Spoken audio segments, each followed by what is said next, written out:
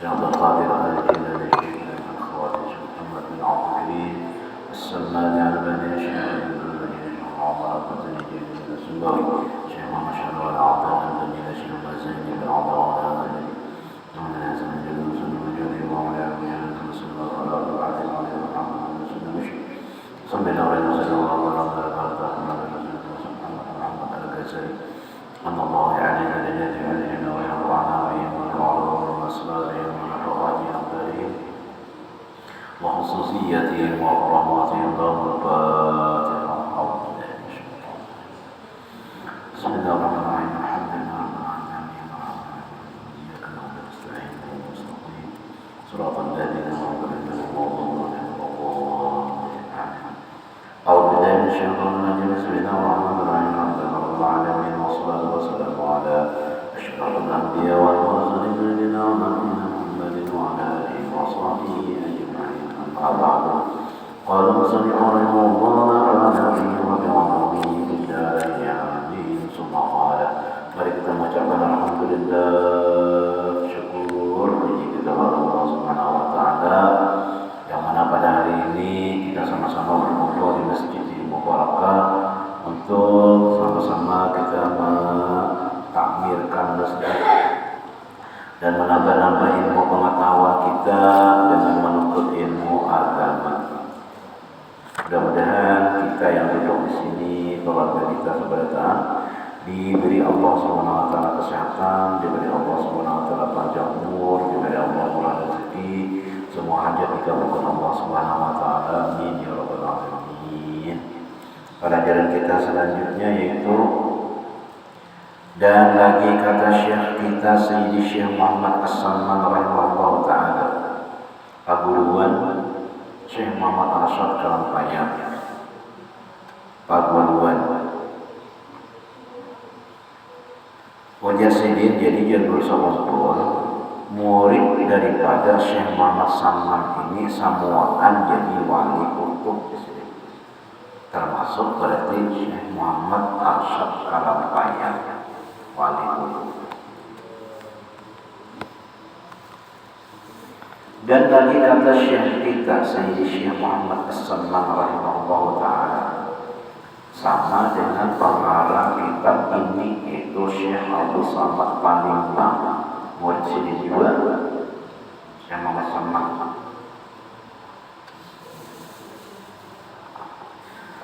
Ujar Sidin waqad naqala sahibu awarifil awarif kaifiyatan ukhra wa hiya ma nassahu wa amma qawluhu bil arba'iniyati wal khalwati fal awla an yaqna'a bil khubzi wal milhi wa yatanawalu kulla lailatin ritlan wahidan ba'da isya'il akhirati wa in qasamahu nisbaini awwal al-layli nisbun wa akhiru nisbun kana dhalika akhaffa lil-ma'idati wa aqwana fi qiyamil layli wa iyyahi bi-dhikri was-salati wa in akhara fitrahu ila as-sahari kana awla wa in lam yasbir ala tarkil udumi kana awal uduma wa in kana udumu syai'an yaqumu maqaman khubzi naqasa min al-khubzi bi qadri dzalika. Ini masih lagi kisah orang khalwat makannya makan orang khalwat itu kayak apa? Nah ini kisah dari Syekh Muhammad Salman. Karena Sidin Syekh Muhammad Salman ini berkhalwat. Jadi di dalam makib Sidin itu kan bahwa datanglah Syekh Abdul Qadir Jailani membawakan baju jubah putih sehingga memakailah Syekh Muhammad Salman akan baju jubah putih itu sampai sekarang. Jaraknya dari Syekh Abdul Qadir Al-Jilani dan Syekh Muhammad Salman itu 300 tahun. Tapi kawan Sidin membawakan baju jubah putih dan memakaikannya sampai sekarang.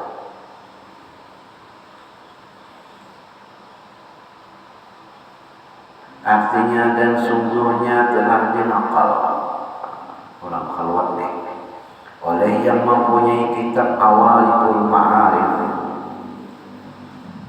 akan kaifiat yang lain, dan yaitu yang disebutkan dengan katanya orang khalwat. Dan adapun makanan orang yang masuk di dalam khalwat 40 hari. Nah itu 40 hari. Guru kita sekompol itu 40 hari sih khalwat sampai 40 hari. Itu maka yang terlebih aula ia memadailah dengan memakan roti dan garam dua. Paham ya? Roti minyak itu dia makan 40 hari. Nah coba itu bisa bakul awak. Roti lawan uyah, uyah lawan roti. Kayak itu orang. Jadi namanya orang kada berbaris aman aja. Kada gelisah orang, kada bunda orang. Orang tadi beriwak pada bapak, ada yang uyah, sudah terlatih dan bapak. Kadang makan lah pada bapak, kada abun, kada mencari bantuan kasih ke kemarin, kada. Karena terbiasa dia sudah makan itu, makan roti, lawan uyah, kada abun, kada mencari iwak lawak pada.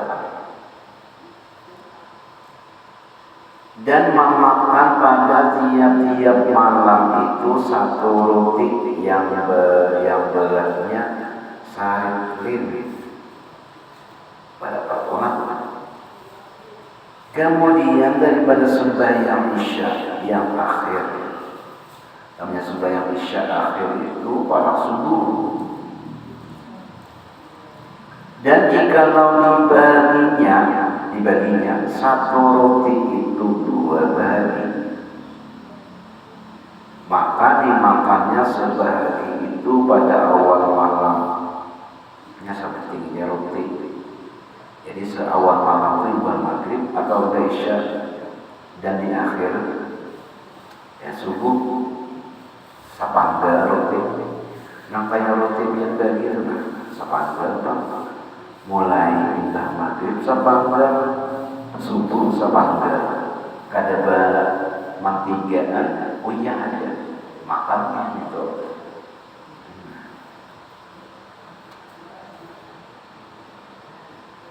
Awal malam yang maghrib, yakni pada waktu berbuka waktu berbuka maghrib, berbuka sapanggal, iwaknya garam, cakapannya uyah, bersahur kena sapanggal.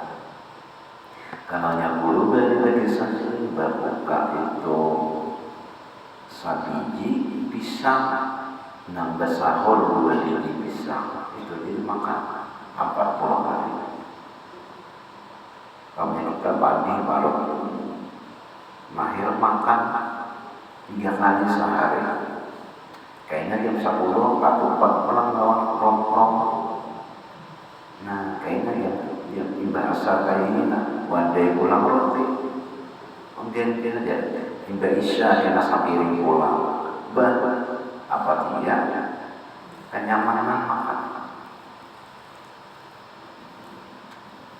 Yakni pada waktu berbuka puasa. Sepanjang memakan yang sebagi lagi pada akhir malam, apabila itu yakni pada waktu sahur sepanggal. Kalau kita pikir-pikirlah, kita lagi kada kebangun sahur, kapan di puasa, ada makan kita sahur, biasa aja, kada terlalu banyak juga. Tapi bang waktu buka puasa balas dendam, itu ini banyak, namanya apa? Banyak rampahannya bukan.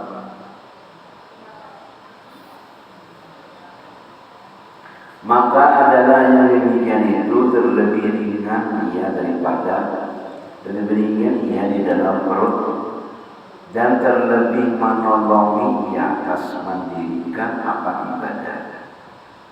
Jadi orang tak akan nyaman parah. Kayaknya kita para berpuasa sebulan dari para puasa. Mudah-mudahan kita menangani bulan puasa, bulan Ramadan. Nabi itu sendiri berdoa bulan Rajab ini. Allahumma barik lana fi Rajab wa Sya'ban. Ya Allah, beri kami berkah bulan Rajab dan Sya'ban. Beri sampaikan kami kena di bulan Ramadan. Berdoa Nabi menyambut bulan Ramadan.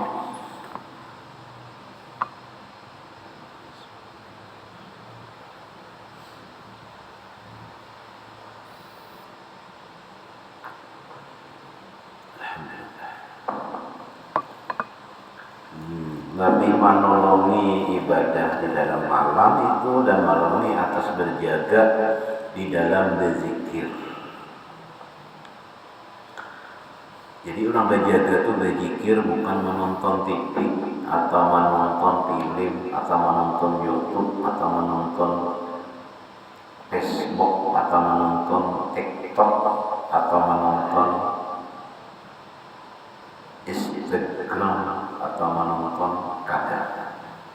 Tapi orang berjaga di dalam berzikir dan sembahyang. Bangun sembahyang, bangun berzikir. Udah naik Tuhan kita menolongi berkat kita mengaji. Tolong Tuhan kawan kita beribadah. Di malam ini selalu sabar, di malam Ramadan kawan beribadah. Berniat dahulu.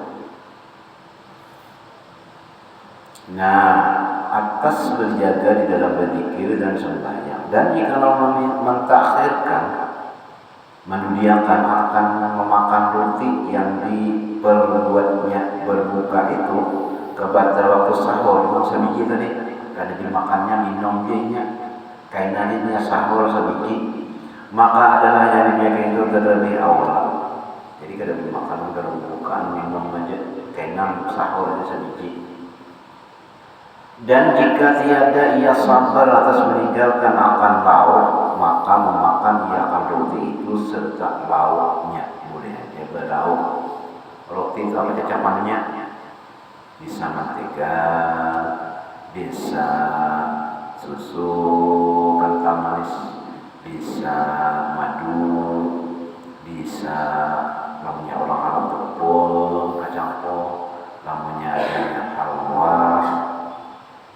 Lauknya bisa juga lauk ayam, lauknya daging, roti, lauknya hati, lauknya yang taluk, bisa juga.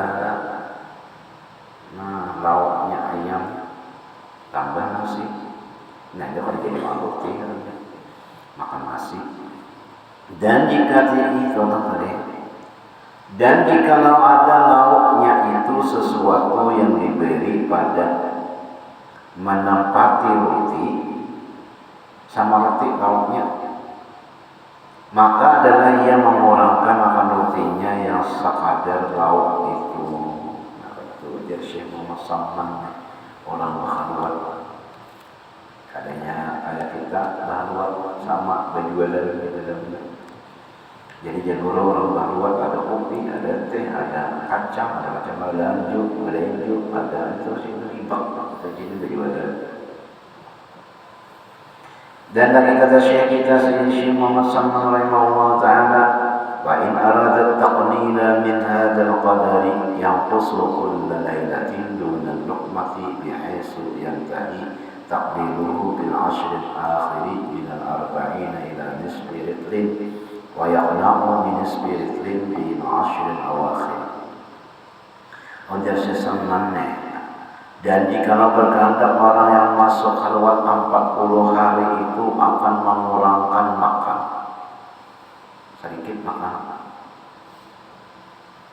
Mengurangkan makan, artinya sedikit makan. Kalau kita sedikit-sedikit makan. Sedikit makan. sedikit makan. Orang dikitakan makan, mengurangkan makan daripada satu roti yang berat 1 ritlen itu, maka sudianya mengurangi nyiapan makanannya itu pada tiap-tiap malam sekira-kira ulang daripada 1 suap. Satu suap sedikit benar, 1 suap kurang dari 1 suap dengan sekira-kira hingga menguranginya itu di dalam 10 hari yang akhir, di dalam 40 hari. Coba yang makan sesuap saja, karena makan pagi sesuap, siang sesuap, malam sesuap. Coba tahan aja, insya Allah ya. Tapi ganjalannya banyak. Pagi sesuap, kena jam 10, gulingan pulang, 3 biji, gumpal begini. Kena sesuap siang, juga sesuap. Kena jam 3, jam kayaknya iya pulang, roti pulang dapat, habis pulang 2 buku. Nah, malam makan sesuap, jam 10, iya pulang. Ada orang ini kan sesuap aja.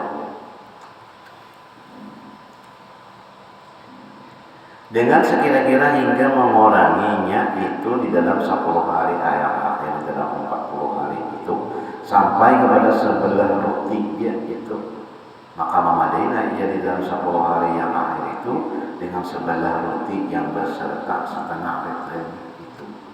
Jadinya 10 hari itu dimakannya itu sepanggal roti itu.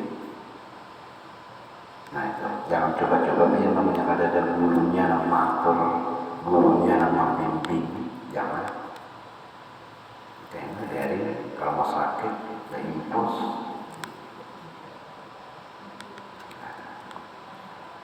Demikianlah wallahu a'lam bishawab. Kita membaca menakib nyambung malam. Bismillahirrahmanirrahim. Amin. Semoga menapaki gurunya. Dan adalah Syekh Murabbil Mursyid atau yang membimbingnya radhiyallahu anhu secara khusus di dalam menjalani tarbiyatul sufiyah. Nah, dalam bimbing kalau guru sekolah ada yang membimbingnya, mursyidnya, yakni alim ulama Syekh Muhammad Syarwani Abdan Bangil. Dan kita akan bangil pada dia. Itu pengguruan guru kita, pengguruan guru kita di Bangil. Dan kita kena ziarah pada tanah sama sejuta, membunuh pesawat kedua. Ke Bangil kita beriak ya Pak. Syarwani Abdan dan Kiai Tubagus Muhammad Palak Bogor dan alim ulama Syekh Syed Muhammad Amin Al-Qutbi Makki Makkah, hingga kemudian alim ulama Syekh Muhammad Amin Qutbi Al-Makki menyerahkannya kepada Maulana Syekh Muhammad Arsyad Al-Banjari radhiyallahu anhu. Nah ini keterangannya.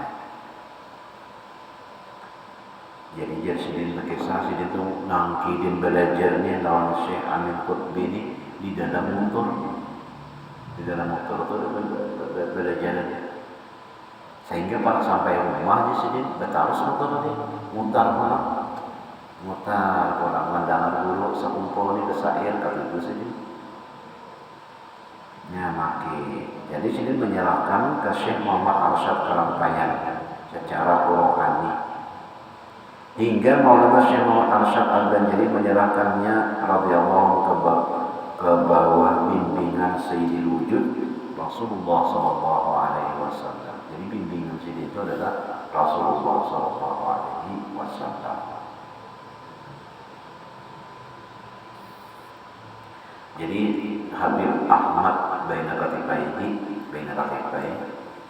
itu kalinya itu Habib Anis menelpon Yazid bahwasanya Rasulullah itu ada begana artinya di sekumpul hujan yang manis. Rasulullah sallallahu alaihi wasallam bas Rasulullah sallallahu alaihi wasallam tuh liwat aja daripada hapunan sidin kalau ada hikam. Aku rindu benar ke sekumpul dan manis menelpon sedikit. Nah, jadi membimbing guru itu adalah Sayyidina Rasulullah sallallahu alaihi wasallam. Dan adalah radhiyallahu itu seorang cerdas. Semua ilmu ia kuasai, ilmu zahir ataupun ilmu batin. Tidak terkecuali ilmu alat seperti ilmu nahwu dan tasrif dan mantik dan balaghah dan tajwid maupun ilmu arab. Dan kecerdasannya radhiyallahu itu di dalam memahami ilmu sangatlah tinggi, pintar orangnya. Ilmu zahir dapat dihubungkan kepada ilmu zahir dapat dihubungkannya kepada ilmu batin. Bahkan ilmu alat sekalipun dapat dipahaminya menjadi ilmu sufi. Semua itu menunjukkan bahwa radhiyallahu itu adalah seorang yang at-tajarrud bil ulum, yakni ilmunya seperti lautan. Dan adalah radhiyallahu seorang yang hafizul Quran, jadi hafal Quran. Juga hafiz beberapa matan ilmu dan kitab agama. Bukan Quran aja sidin hafal, tetapi juga sidin hafal tafsirnya, yaitu tafsir Jalalain hafal.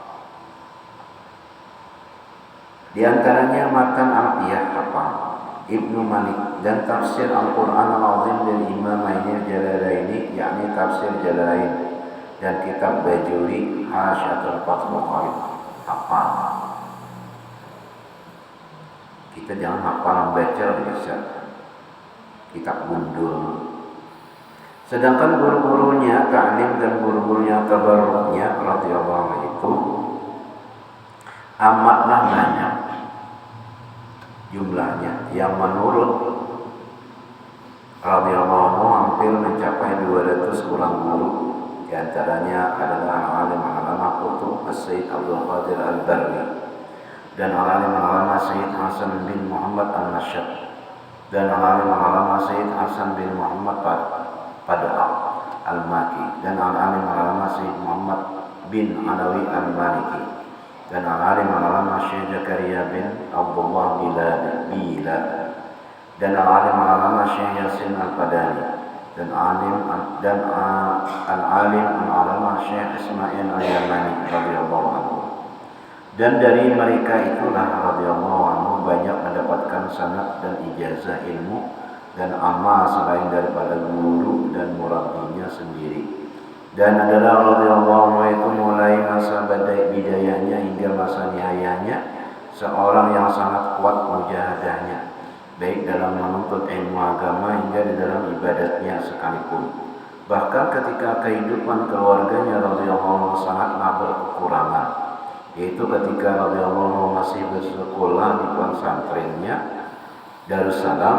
Dikala itu apabila hujan turun, maka air hujan masuk dari atap rumahnya, sehingga radhiyallahu anhu sekeluarga hanya dapat berkumpul pada satu penjuru rumahnya yang tidak terkena air hujan untuk bernaung. Dan terkadang ia radhiyallahu anhu sekeluarga di dalam sehari hanya makan makanan dengan satu bungkus nasi yang dibagi untuk 4 orang, dan terkadang hanya makan gabung pisang saja. Dan ketika itu pula ia radhiyallahu anhu hanya memiliki salambar pakaian saja. Pernah kalian memakan gabung pisang? Kalau pernah deh, gadang pisang kan? Gadang yang mana kalau nyaman lembut kan pada gadang pisang. Tapi yang mana juga di Wakaring, di Walu. Ini gadabung pisang dimakan. Dan ada, jadi jadi orang dihiga-higa ini banyak lain masuki. Kalau warga ada itu masuki karena tahunya kan orang bahwa seorang makan gadabung pisang, makan 4 nasi bungkus berangkat. Sahih kenapa begitu? Nah, tapi kada bakuya-kuya lawan orang, kada minta-minta lawan orang, kada minta bantuan lawan orang. Itu mah dimakan berpuluh-puluh tahun di sini. Keluarga banyak yang berudih di sini juga. Tapi kada berkuya, kada berkisah. Orang kada berkisah dengan orang. Kami makan kamu nasi bungkus berempat, memakan gedebung pisang kamu. Kada berkata-kata. Mudah-mudahan Allah Subhanahu wa taala memberikan apa ngarannya itu madad dalam kita pada saat berkat dulu sekumpul. Amin ya rabbal alamin. Al-Fatihah.